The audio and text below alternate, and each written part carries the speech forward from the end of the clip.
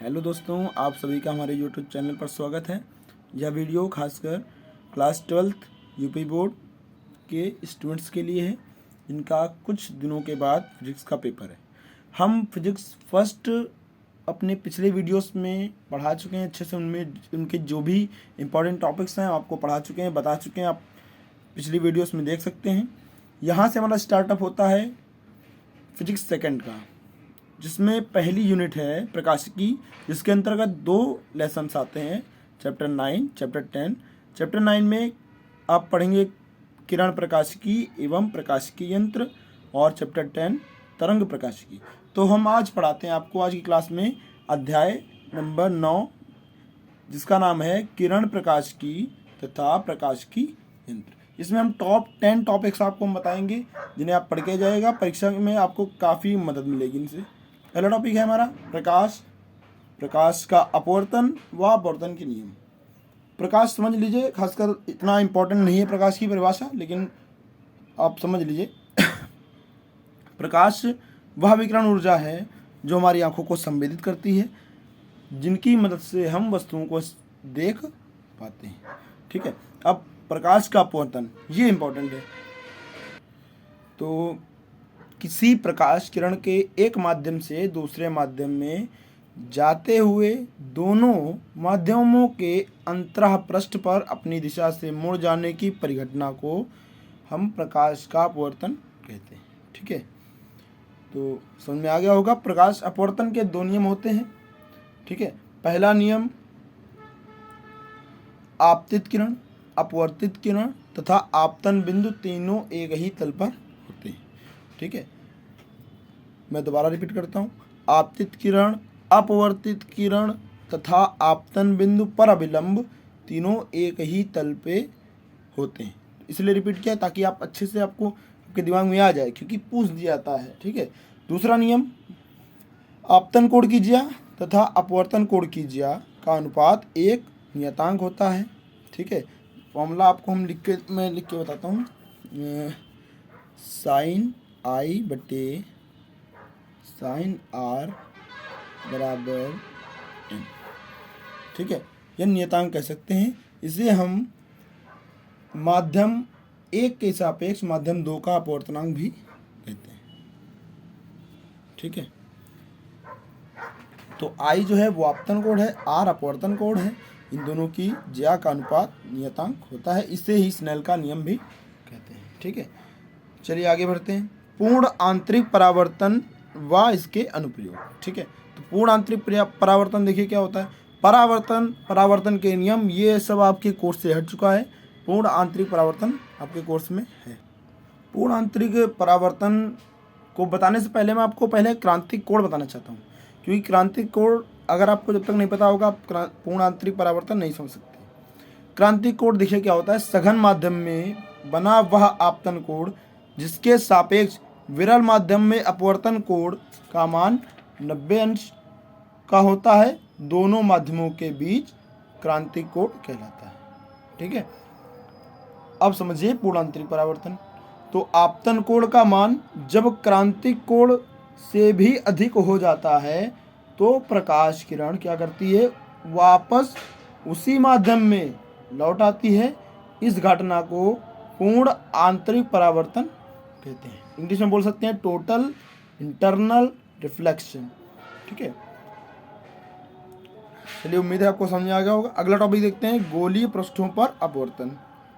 अब गोलीय पृष्ठों पर अपवर्तन देखिए किस प्रकार होता है। तो इसकी परिभाषा है कि वह अपवर्तक पृष्ठ जो किसी गोले का भाग है, गोलीय अपवर्तक पृष्ठ कहलाता है। इस पे जो अपवर्तन होता है देखिए वो आप डिटेल से अपने नोट से पढ़ लीजिएगा, क्योंकि काफ़ी लॉन्ग होता है ये, और यहाँ अगर बताएंगे तो वीडियो जो है बहुत बड़ा बन जाएगा। तो आप टॉपिक्स को अपने सर्च कर लीजिएगा अपने नोट्स में जो आपको पढ़ाया गया हो। ठीक है, वहाँ से देख लीजिएगा। मैं यहाँ पे आपको टॉपिक्स बता देता हूँ और समझा भी देता हूँ, लेकिन जो लॉन्ग टॉपिक होता है, काफ़ी लंबा होता है, वो मैं आपको नहीं बता सकता क्योंकि बहुत ज़्यादा टाइम खर्च होगा। ठीक, आगे देखते हैं।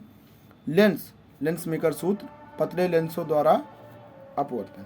ठीक है, तो लेंस आपको पता है, लेंस हमारे 2 लेंस होते हैं, एक उत्तल लेंस एक अवतल लेंस, दोनों पढ़ के जाएगा। लेंस मेकर सूत्र क्या होता है, यानी लेंस मेकर सूत्र आपको पढ़ाया गया होगा। अब देखिए लेंस मेकर सूत्र और लेंस सूत्र में अंतर है। वो देखिए मतलब सुनने में एक सा लग रहा है लेंस मेकर सूत्र या लेंस सूत्र, लेकिन दोनों में अंतर है। लेंस मेकर सूत्र का फॉर्मूला होता है 1/f बराबर म्यू माइनस 1 इंटू में 1/r1 माइनस 1/r2। ठीक है, ये फॉर्मूला होता है लेंस मेकर सूत्र का। और लेंस मेकर सूत्र से लेंस सूत्र बना है लेंस सूत्र 1/v माइनस 1/u बराबर 1/f। ठीक है, मैं दोबारा रिपीट कर देता हूँ, नोट कर लीजिएगा। लेंस मेकर सूत्र 1/f बराबर ब्रैकेट के अंदर होता है म्यू, ठीक है, या आप यू भी कह सकते हो, ठीक है, जो आप मान लीजिए, -1 into 1/r1 minus 1/r2।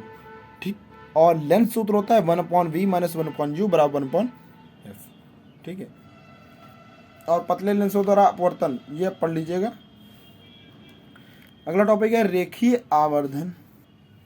Lens द्वारा बने किसी वस्तु के प्रतिबिंब की लंबाई तथा उस वस्तु की लंबाई के अनुपात को रेखीय आवर्धन कहते हैं। इसे m से प्रदर्शित करते हैं।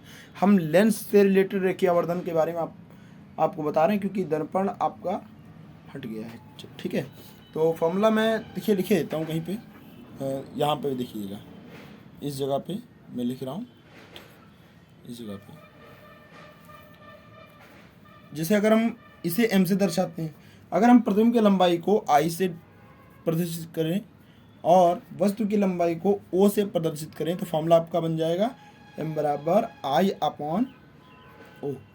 ठीक है, और एक और फॉर्मूला होता है m बराबर, अगर मैं वस्तु की लंबाई की बजाय वस्तु की दूरी और प्रतिबिंब की दूरी दी हो तो m बराबर होता है फॉर्मूला V/U।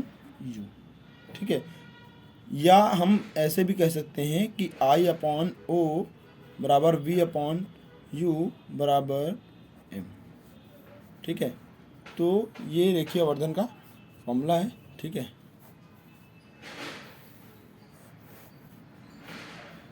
इसको पढ़ के जाएगा। अब आगे चलते हैं, लेंस की क्षमता। तो परिभाषा इसकी बहुत ही आसान है कि किसी लेंस की फोकस दूरी अगर मीटर में है तो उसके व्युत्क्रम को लेंस की क्षमता कहते हैं। इसे P से दर्शाते हैं। P बराबर फॉर्मूला होता है 1/f अगर मीटर में है तो। ठीक है, अगर सेंटीमीटर में है तो P बराबर हो जाएगा 1/100, ये सॉरी गलती हो गई, 100/f। ठीक है, ये सेंटीमीटर में। ठीक, चलिए, और इसमें से छोटी छोटी चीज़ें हैं, जैसे आपका न्यूमेरिकल आ जाता है 2 नंबर में, लेंस की क्षमता दी होती है, फोकस दूरी पूछ देता है, फोकस दूरी दी होती है, लेंस की क्षमता पूछ सकता है।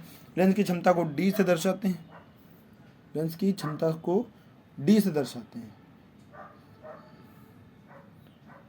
या सॉरी लेंस की क्षमता को दर्शाते हैं बेटा P से, और इसका जो मात्रक है उसको D से दर्शाते हैं, डायोप्टर मात्रक होता है। ठीक, थोड़ा यहाँ पे बोलने में गड़बड़ी हो गई, कोई बात नहीं, उम्मीद आपको समझ में आ गया होगा। अब आगे चलते हैं, संपर्क में रखे पतले लेंसों का संयोजन, ये आप पढ़ लीजिएगा अपने टॉपिक में। फॉर्मूला होता है 1/f बराबर 1/f1 प्लस 1/f2, कैपिटल में होगा f। ठीक है, मैं फॉर्मूला यहाँ पे लिखा देता हूँ, 1/f बराबर 1/f1 प्लस 1/f2। ठीक है, ये संयुक्त लेंस की फोकस दूरी है f, ये f1 है और ये f2 है। ठीक, तो आपको उम्मीद है आपको समझ में आ गया होगा। अब आगे चलते हैं,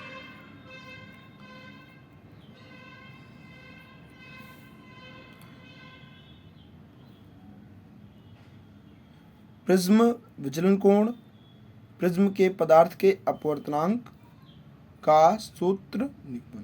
अब पढ़ लीजिएगा, प्रिज्म क्या होता है, विचलन कोण क्या होता है। ठीक है, वीडियो काफ़ी बड़ा बन रहा है तो इसलिए माफ़ी मैं चाहूँगा, तो ये आप अपने नोट से पढ़ लीजिएगा। ठीक है, विचलन कोण, और ये तो बहुत इंपॉर्टेंट है, आपको बता देता हूँ, प्रिज्म के पदार्थ के अपवर्तनांक का सूत्र निरूपण पूछ सकता है। प्रिज्म द्वारा परिक्षेपण आप पढ़ लीजिएगा, और प्रकाशिक यंत्र, मानव नेत्र, उसके भाग और उसकी समंजन क्षमता क्या होती है, अच्छे से पढ़ लीजिएगा। दृष्टि दोष कितने होते हैं आपको बता दूँ। दृष्टि दोष 3 प्रकार के होते हैं आपके कोर्स में, निकट दृष्टि दोष, दूर दृष्टि दोष और जरा दृष्टि दोष। इसके निवारण अच्छे से पढ़ लीजिएगा। सूक्ष्मदर्शी व खगोलदर्शी की आवर्धन क्षमता, ये आप मोस्ट इम्पॉर्टेंट है, बिल्कुल पढ़ लीजिएगा कि सूक्ष्मदर्शी की आवर्धन क्षमता क्या होती है, खगोल दूरदर्शी या दूरदर्शी की आवर्धन क्षमता क्या होती है, अच्छे से पढ़ लीजिएगा। डेरिवेशन पूरा तैयार करना है। जब वस्तु डी पर हो, ठीक है, या अनंत पर हो, तब उसकी आवर्धन क्षमता कितनी होगी, अच्छे से पढ़ लीजिएगा, ठीक है। उम्मीद है आपको वीडियो पसंद आएगी। ये इतने टॉपिक्स आप अच्छे से क्लियर कर लीजिए। गारंटी देता हूँ आपको कि आपका इस चैप्टर में सारे डाउट्स क्लियर हो जाएंगे। जो भी आपके क्वेश्चंस आएंगे बहुत इससे मैच करेंगे, ठीक है। धन्यवाद। पिछली वीडियोस या देखने के लिए आप प्लेलिस्ट चेक कर सकते हो, ठीक है। और बाकी तरंग प्रकाशिकी का वीडियो आपको कल प्रोवाइड हो जाएगा।